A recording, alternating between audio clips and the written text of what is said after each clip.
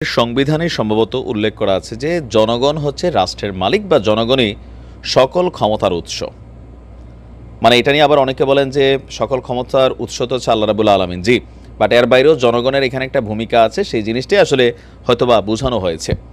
তো এখন বাংলাদেশের রাজনৈতিক দলগুলো কি জনগণের এই ক্ষমতার উপর বিশ্বাস করে নাকি পশ্চিমাদের সাম্রাজ্যবাদী যে নীতি, পশ্চিমাদের প্রভাব প্রতিপত্তি সেগুলোর উপর বিশ্বাস করে? আমরা চোখ বন্ধ করে বলতে পারি বাংলাদেশের প্রত্যেকটা রাজনৈতিক দল তারা বিদেশি শক্তিগুলোর উপর নির্ভরশীল। যখন ক্ষমতায় থাকে তখন বলে বিদেশে বসে ষড়যন্ত্র হচ্ছে, আবার যখন ক্ষমতা থেকে বের হয়ে যায় নিজেরাই ষড়যন্ত্রে লিপ্ত হয়ে যায়। এটা আমাদের একটা অবস্থান তৈরি হয়েছে।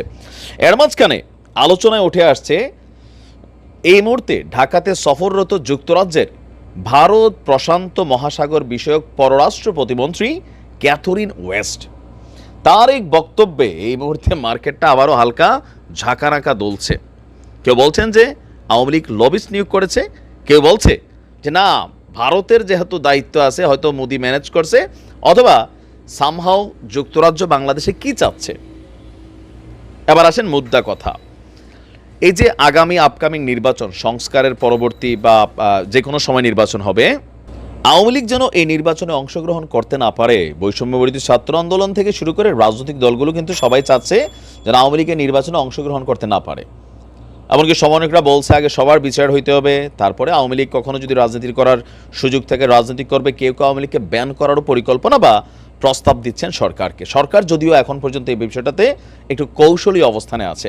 তো এরই মাঝখানে ঢাকায় সফররত এই যুক্তরাজ্যের ভারত প্রশান্ত মহাসাগর বিষয়ক পররাষ্ট্র প্রতিমন্ত্রী ক্যাথরিন ওয়েস্ট বলছেন বাংলাদেশের রাজনীতিতে সব দলের সমান অংশগ্রহণ আশা করে যুক্তরাজ্য। তো দলই তো আমাদের হাতে চারটা মূল দল, এর মধ্যে কিছু পরজীবী, কিছু হচ্ছে অরিজিনাল।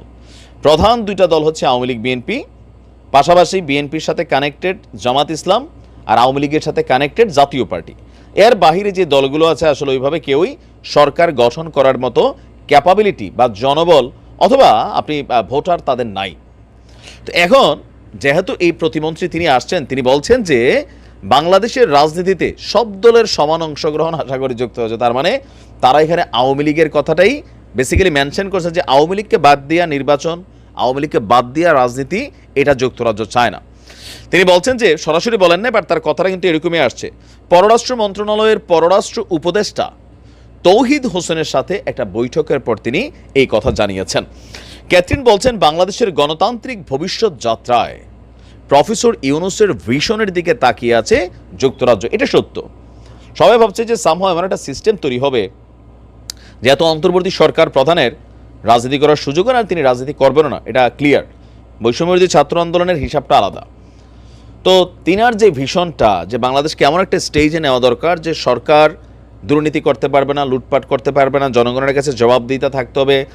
ক্ষমতার মেয়াদ যেমন তিনি এটা নিয়ে আসছেন, অলরেডি মনে রাখেন 4 বছর হবে আগামী এমপি ইলেকশনটার মেয়াদ, নির্বাচনের মেয়াদ, মানে সরকারের মেয়াদ 4 বছর থাকবে। তো মানে অনেক রকমের প্রত্যাশা কিন্তু ডক্টর মোহাম্মদ ইউনূসের দিকে। তো যুক্তরাজ্য বলছে ঠিক একই জিনিস তারা দেখতে চাচ্ছে।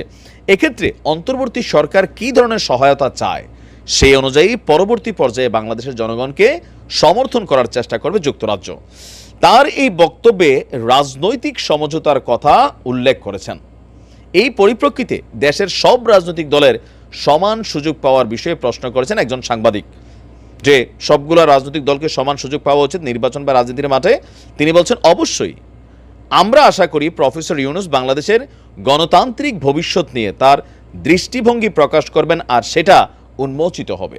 আর যুক্তরাজ্য পরবর্তী পর্যায়ে বাংলাদেশের জনগণকে সমর্থন করার চেষ্টা করবে।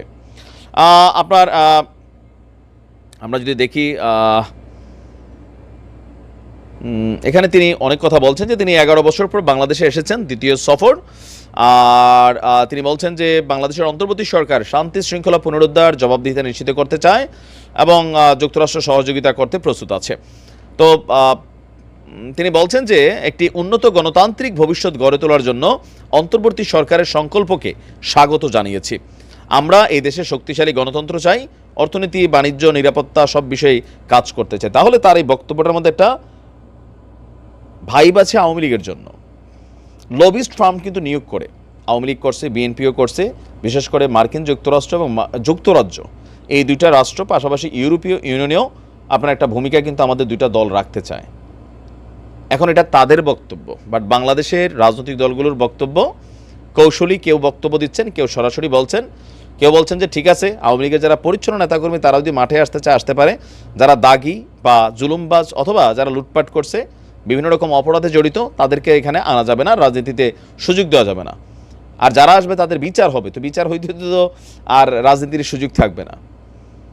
এখন এটা কিভাবে ডিল করবে, তো যুক্তরাজ্য বলতে পারবে, কিন্তু সিদ্ধান্ত নেবে বাংলাদেশের জনগণ। তো বাংলাদেশের জনগণ নিয়েও প্রশ্ন আছে, এই জনগণ তো একক দলের না, নানান দলের মধ্যে তারা দলমত বিভিন্নভাবে অবস্থান করছে।